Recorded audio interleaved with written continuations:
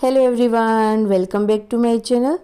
તો સમયની સાથે તો દરેકના હેર વ્હાઇટ થવા લાગે છે, બટ પ્રોબ્લેમ ત્યારે થાય છે કે જ્યારે નાની એજના લોકોના પણ હેર આ રીતે ગ્રે કે વ્હાઇટ થવા લાગે છે।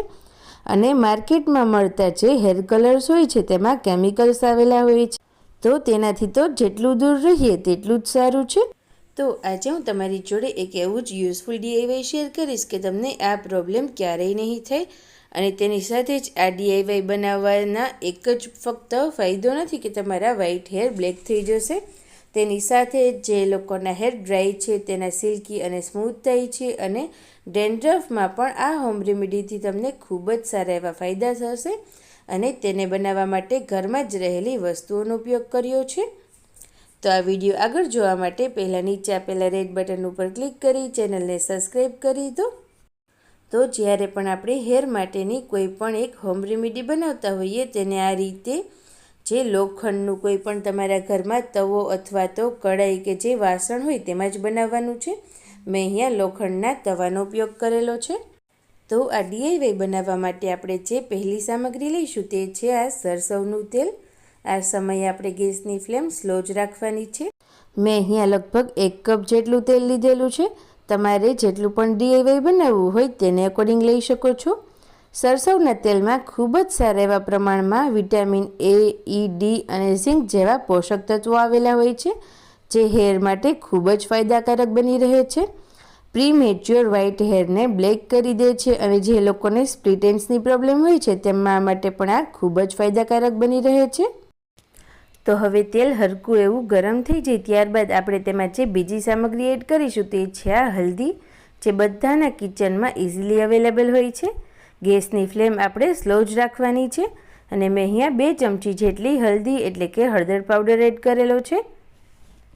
હલ્દીમાં ખૂબ જ સારા એવા પ્રમાણમાં આયરન, કોપર અને એવા પોષક તત્વો આવેલા હોય છે કે જે વાળની દરેક સમસ્યાઓને દૂર કરવામાં હેલ્પ કરે છે, અને તેની સાથે જે વાળના પ્રીમેચ્યોર વ્હાઇટ હેર હોય છે તેને બ્લેક કરે છે। તેની સાથે જ વાળને લાંબા, સિલ્કી અને હેર ગ્રોથ માટે પણ ખૂબ જ ફાયદાકારક બની રહે છે। આ રીતે આપણે ગેસની સ્લો ફ્લેમ પર તેને સરસ રીતે ચલાવતા જવાનું છે। 5 મિનિટ પછી તમે જોઈ શકો છો હલ્દીનો કલર ચેન્જ થવા લાગ્યો છે। આ સમયે આપણે તેમાં 2 ચમચી જેટલો લીમડાનો એટલે કે નીમ પાવડર એડ કરીશું। તેનાથી જે હેર ડ્રાય થતા હોય છે તે એકદમ સરસ એવા સિલ્કી અને સ્મૂથ થશે, અને તેની સાથે જે લોકોને ડેન્ડ્રફનો પ્રોબ્લેમ હોય છે તે પણ એકદમ સરસ રીતે સોલ્વ થઈ જશે। તો તેનું ટેક્સચર કંઈક આ રીતેનું આવી જાય ત્યારબાદ આપણે ગેસની ફ્લેમ ઓફ કરી અને તેને થોડા સમય માટે રેસ્ટ આપીશું। અને હવે DIY એકદમ સરસ રીતે તૈયાર થઈ ગયું છે, તો તેને આ રીતે એક કન્ટેનરમાં ભરી દઈએ।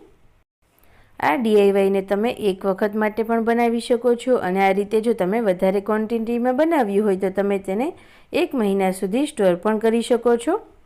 તો હવે આ DIYનો યુઝ કેવી રીતે કરવો, તો તેના માટે તમે જેવી પણ રીતે કોઈ પણ હેર માસ્ક લગાડતા હોય અથવા તો હેર ઓઇલ કરતા હોય એ જ રીતે તમારે હેરમાં લગાડી દેવાનું છે, અને તેને 30 થી 40 મિનિટ માટે હેરમાં રહેવા દેવાનું છે।